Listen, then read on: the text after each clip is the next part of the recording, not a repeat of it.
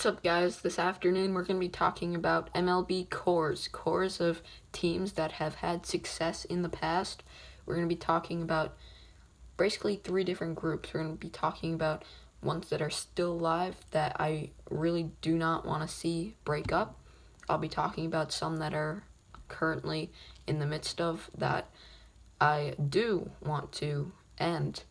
We'll be talking about a few that are completely shot already from the last few years that it's sad to see that they're gone. So we'll start with the ones that are still alive that I do not want to see end. So leave a like on this video if you're excited for it, just to support me, of course, and subscribe if you're not already for baseball content, some other content. Ignore if you don't like that other content, but we're going to hit hard some baseball videos. I just wanted to get this one out because it's about that season where cores could break up. It's trade deadline season.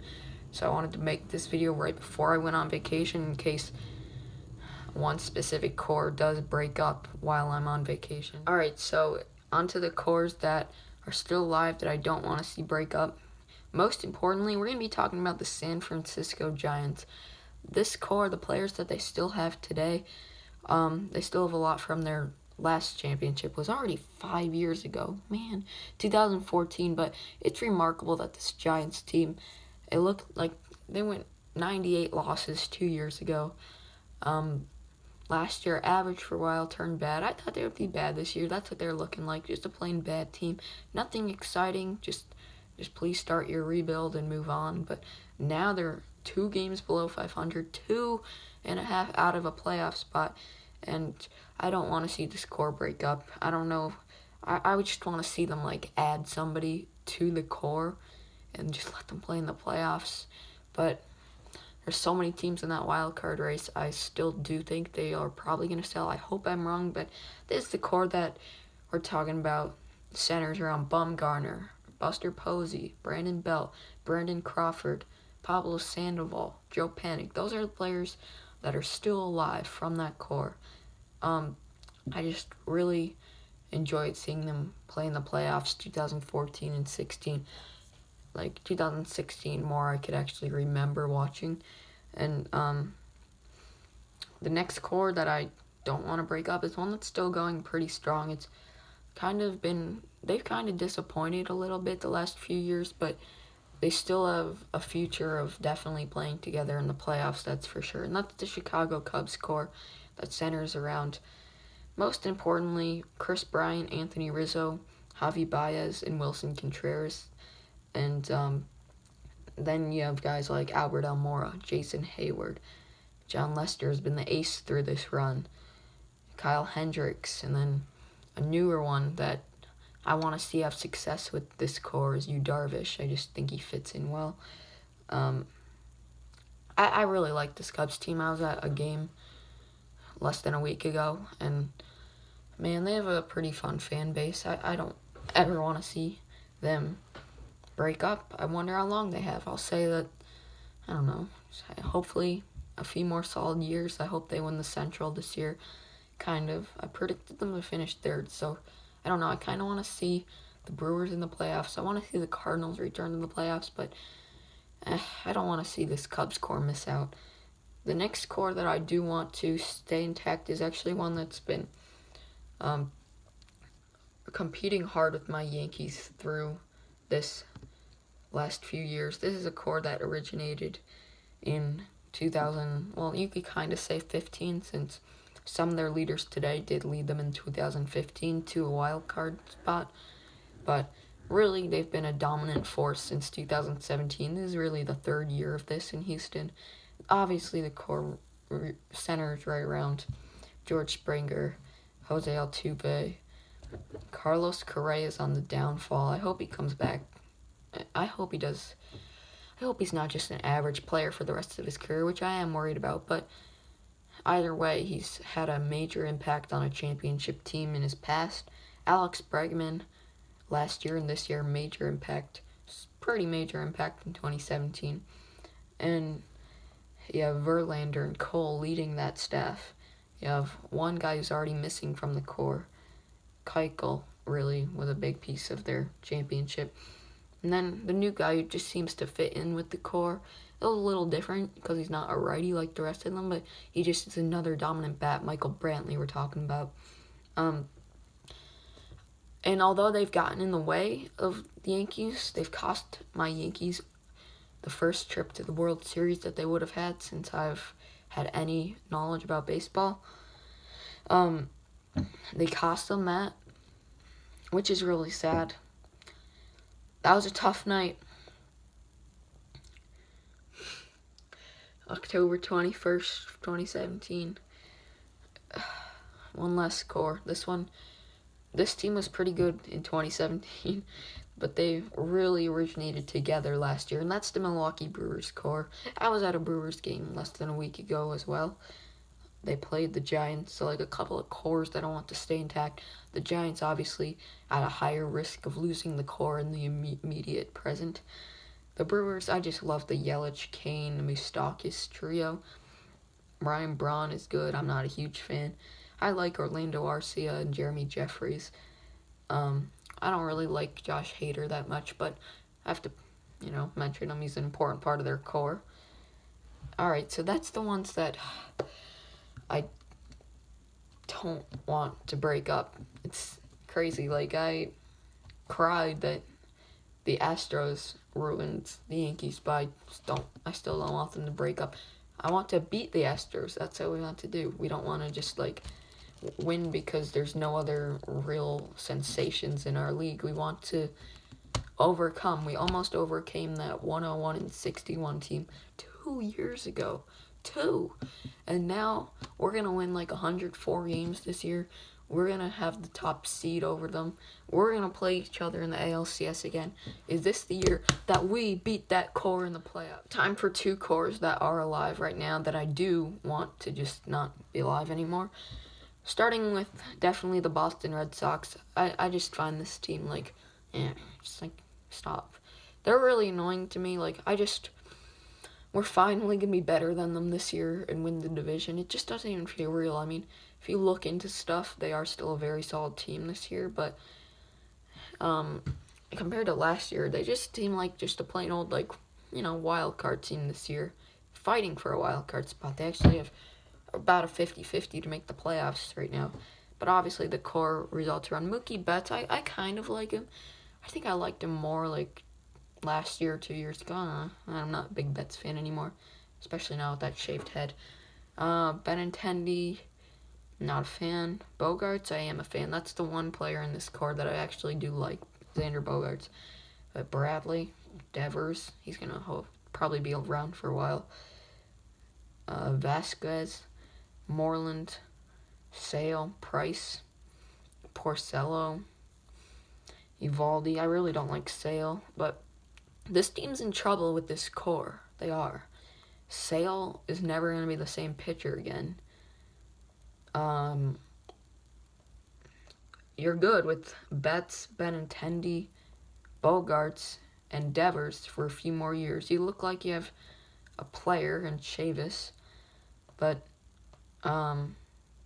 Bradley, when are you going to realize he's bad? I mean, you've won with him starting as a bad player, so I guess that's not really concerning, but Sale, your ace, is your main concern. They need to make moves. They need to, get two more guys this offseason. The Astros and Dodgers have further depth, so do the Yankees. Oh my God. Wow, alright. Yeah. On to ones that are gone. Never mind. I forgot about the Los Angeles Dodgers. Another one that is definitely still alive. I mean, they've been a good team for so many years, but they're kind of falling into a lower tier of playoff teams, but in 2015, 16, and 14 they were 2 seed but lost in the first round. This Dodger team, this really originated in 2017, this team. They had some before this, but these are the Death Stars that have played together since 17, when they started really, going to the World Series. They very likely will again this year. This core of Bellinger, I guess I could say I'm kind of a Bellinger fan. But then you have Peterson, Turner, Chris Taylor, Max Muncy, Austin Barnes, Clayton Kershaw, Kenley Jansen, still Rich Hill, Dave Freese, Hyun-Jin Ryu. This team is not done after this year. They're not the youngest of groups, but they have enough guys that are young. People from this core that I like that are young, Seager and Buehler. So hopefully those two players can someday be some of the strongest players on the team when this team is more of just like your average or low tier playoff team. And then I'll like them more. But they're just crazy now. They're really good. I just don't know when this is gonna stop. I don't. This is their 7th straight year in the playoffs, but they haven't gotten a championship out of it. This is gonna be like the best 7-year run record-wise for this franchise, yet the worst, the most like failure of a 7-year run because they haven't accomplished what they could have. With now on to the ones that are already gone. Then I'm sad. We have 3 of them. Starting with the one I feel most about, the Kansas City Royals, the 2 years that they went to the World Series. They were never the best team in baseball, but 2015, it was their year in baseball, okay? None of those, the 3 best teams in baseball that year were all from the NL Central, but none of those 3, Cubs, Pirates, Cardinals, went to the World Series. But the Royals had the top seed in AL, 95 wins, and they went to the World Series 2014.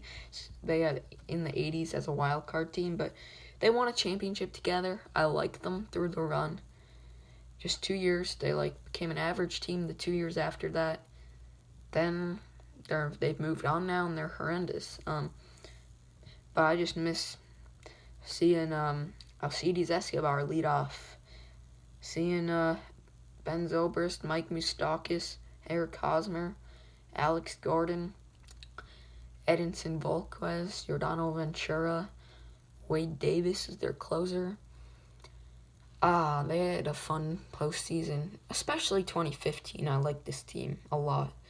The next one, the Baltimore Orioles. This is basically their 2014 to 16 core.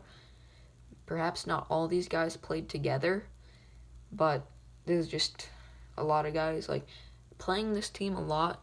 Intra-division matchup with the Yankees. They were always a fun, good, solid team to play. Adam Jones was my favorite player. Of course, you had Manny Machado. You had Nick Markakis. You would have Chris Tillman was one of my favorite pitcher. He was my favorite pitcher in baseball when he was kind of a low-key ace. He started a wild card game. I liked Chris Tillman. You had Zach Britton out there and a dominant closer. Of course, Chris Davis. You'd have and then you would have your power hitter and earlier 2014 definitely Nelson Cruz. Then 2016 definitely Mark Trumbo. So you would have your power hitter. You would have your shortstop. Probably a pretty weak shortstop all those years, but definitely famous, J.J. Hardy. One position I didn't like was catcher. I didn't like Matt Wieters. Another one, last one, the Toronto Blue Jays of 2015-16. It really hurt to see this team just pass the Yankees in the standings. I just love how the logo looks on this shirt. Put another team from the division next to this. It just is a feel-good situation. The Toronto Blue Jays passed the Yankees. They storm run them in 2015. We would have been the weakest division winner ever, though, if we won that division. Imagine we won it with 87 wins. But we didn't because the Toronto Blue Jays came alive and just won a lot of games at Yankee Stadium that year. And then in 2016, they were good again, but we actually played better against them that year. I was at a game, Blue Jays Yanks in 2016. Yanks won 1-0.